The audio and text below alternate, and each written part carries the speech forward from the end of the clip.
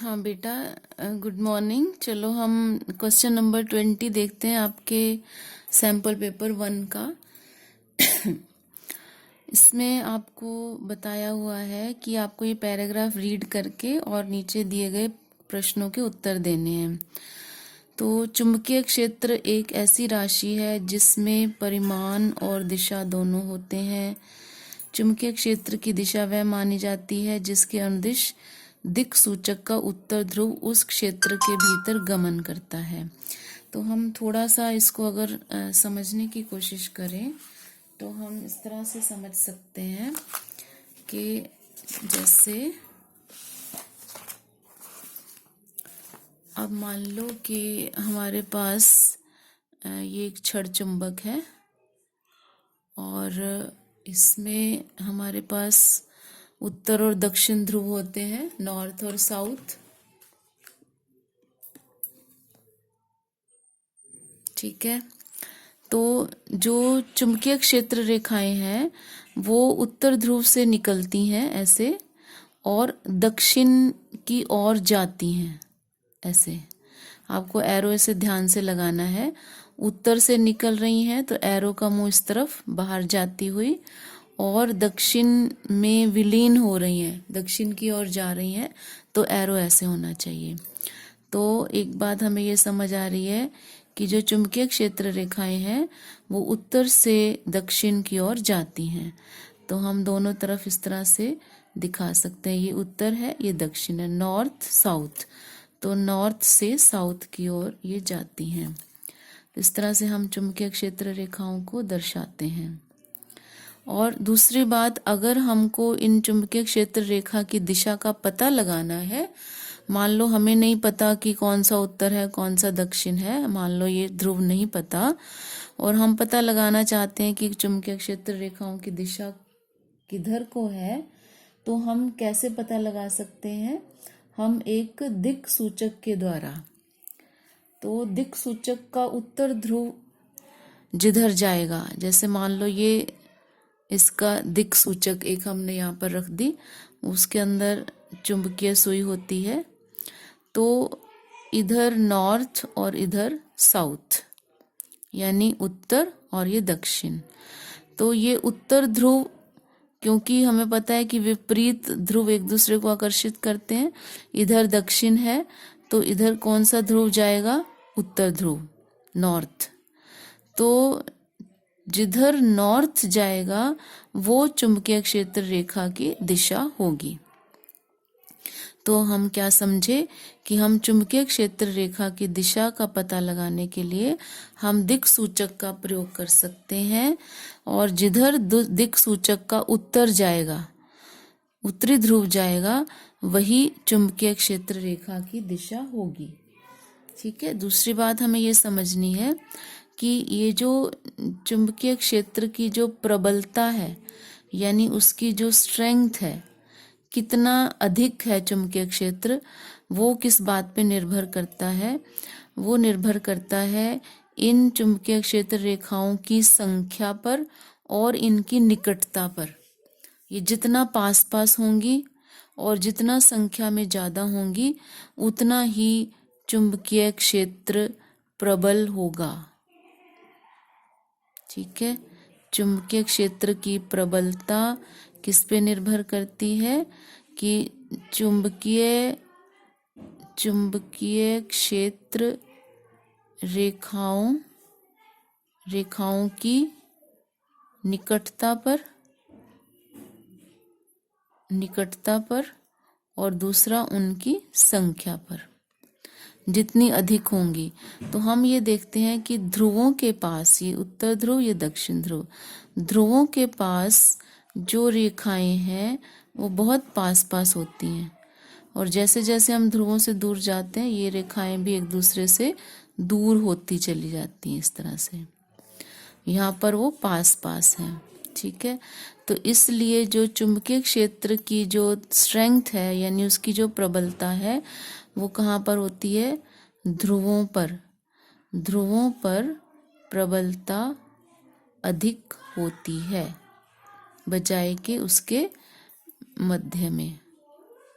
ठीक है, तो इन बातों को जानते हुए अब हम प्रश्नों की ओर बढ़ते हैं। तो आपको ये पहला प्रश्न ये पूछा गया है कि चुंबकीय क्षेत्र है, तो चुंबकीय क्षेत्र क्या है। अगर आप ये पढ़ेंगे तो आप ये पाएंगे कि सारी बातें ही चुंबकीय क्षेत्र को बता रही हैं। चुंबकीय क्षेत्र चुंबकीय पदार्थ के चारों ओर जहाँ चुंबकीय बल कार्यरत हो, और चुंबक के चारों का वह क्षेत्र जहाँ चुंबकीय बल हो। तो चुंबकीय क्षेत्र से हमारा यही अभिप्राय है कि चुंबक के चारों ओर का वह क्षेत्र जहाँ पर चुंबक का प्रभाव हो, यानी चुंबक जो चीजों को आकर्षित करता है, लोहे की चीजों को, जहां तक उसका प्रभाव होगा वह उसका चुंबकीय क्षेत्र कहलाएगा। ठीक है, तो इस फर्स्ट क्वेश्चन का आंसर जो है वो उपरोक्त सभी। आप इसको ध्यान से पढ़ना, आपको समझ में आएगा। तो सेकंड क्वेश्चन है,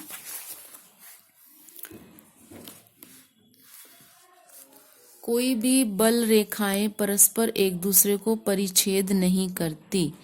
यदि ऐसा होता है तो इसका अर्थ है, देखो ये जो चुंबकीय क्षेत्र रेखाएं हैं ये कभी भी एक दूसरे को काटती नहीं है। यानी ऐसा नहीं है कि ये ऐसे चली और यूं काटती हुई इधर जाएगी ऐसे।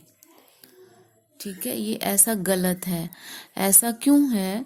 क्योंकि अगर वो एक दूसरे को काटेंगी तो अगर हम यहाँ पर दिक् सूचक रखेंगे तो वो दिक् सूचक की जो सुई है, इससे ये पता चलता है कि वो दो दिशाओं की ओर इंगित करेगी।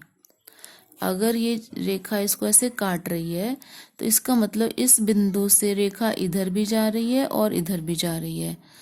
तो चुंबकीय सुई दो दिशाओं की ओर इंगित कर रही है, जो कि असंभव है। ठीक है, तो इसलिए आपका जो ए पार्ट है वो इसका आंसर है। आगे बढ़ेंगे। चुंबकीय क्षेत्र की आपेक्षिक प्रबलता को प्रदर्शित करते हैं। तो इसमें आपका ए और सी आंसर आएगा, जो अभी हमने प्रबलता की बात की है। फिर चुंबकीय क्षेत्र सबसे अधिक प्रबल है कहाँ पर? दोनों ध्रुवों पर। फिर चुंबक के भीतर चुंबकीय क्षेत्र रेखाओं की दिशा उसके डैश होती है। चुंबक के अंदर, जैसे मान लो ये चुंबक है तो इसमें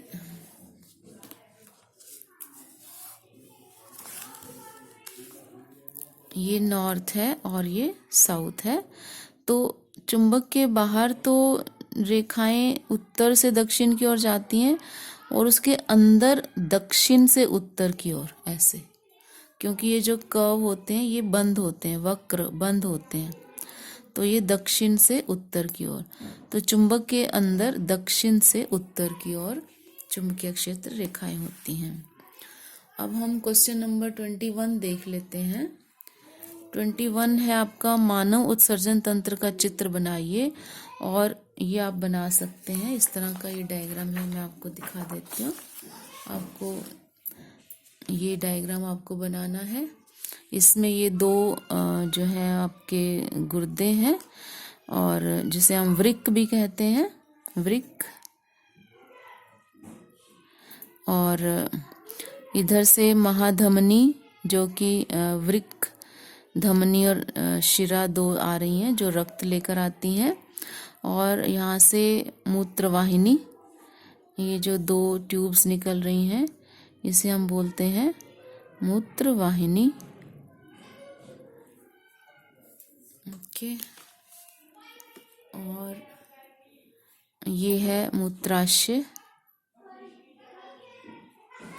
और ये मूत्र मार्ग। तो ये आपका चित्र है जो आपको बनाना है उत्सर्जन तंत्र का। फिर नेक्स्ट इसका भाग अथवा है, स्तनधारी और पक्षियों में ऑक्सीजनित और विऑक्सीजनित रुधिर को अलग अलग करना क्यों आवश्यक है? तो ये स्तनधारी और पक्षी दोनों ही समतापी जीव हैं। समतापी से अभिप्राय है कि उनके शरीर का तापमान हमेशा सम रहता है, यानी एक समान रहता है।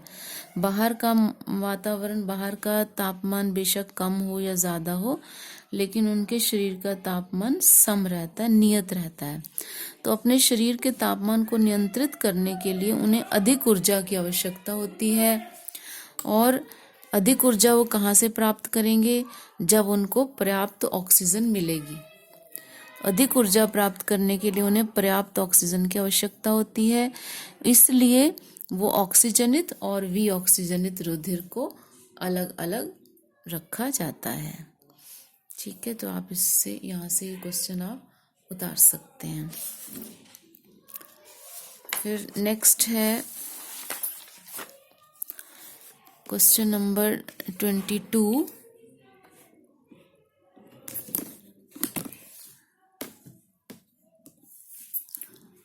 अमाशय में HCl की भूमिका क्या है? तो इसमें आपको 2 पॉइंट्स लिखने हैं।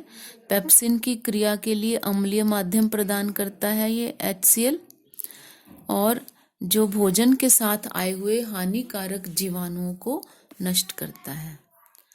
ठीक है, पेप्सिन की क्रिया के लिए अम्लीय माध्यम की आवश्यकता होती है। पेप्सिन प्रोटीन का पाचन करता है और अम्लीय माध्यम ये HCl प्रदान करता है, और जो भोजन के साथ हानिकारक जीवाणु आ जाते हैं उन्हें नष्ट करता है। फिर वसा का इमल्सीकरण से क्या अभिप्राय है? वसा की बड़ी गोलिकाओं को छोटी गोलिकाओं में बदलना। वसा की बड़ी गोलिकाओं को छोटी गोलिकाओं में बदलना वसा का इमल्सीकरण कहलाता है, ताकि वसा का पाचन आसानी से हो सके। क्वेश्चन 23 है, सहसंयोजी आबंध प्रायः विद्युत के कुचालक क्यों होते हैं? क्योंकि ये आयन नहीं बनाते। और कार्बन बहुत बड़ी संख्या में यौगिक क्यों बनाते हैं? 2 गुणों के कारण, श्रृंखलन और चतुसंयोजकता। ये 2 गुण हैं जिसके कारण कार्बन के बहुत अधिक मात्रा में यौगिक बनते हैं। और नेक्स्ट इसका अथवा है, 2 कार्बन परमाणुओं को एक दूसरे से 4, यहाँ पर 3 की बजाय 4 होना चाहिए, या 3 से अधिक सहसंयोजक बंधों द्वारा नहीं जोड़ा जा सकता। क्यों? अगर हम कार्बन कार्बन के बीच में 3 से ज़्यादा यानी 4 आबंध लगाएंगे तो दोनों परमाणुओं के नाभिक अधिक पास आ जाएंगे, बहुत पास आ जाएंगे, अधिक पास आ जाएंगे, जिससे जो अणु है वो अस्थिर हो जाएगा, अणु अस्थिर हो जाएगा। तो इसलिए ये 4 सहसंयोजी बंध बनना संभव नहीं है। ओके।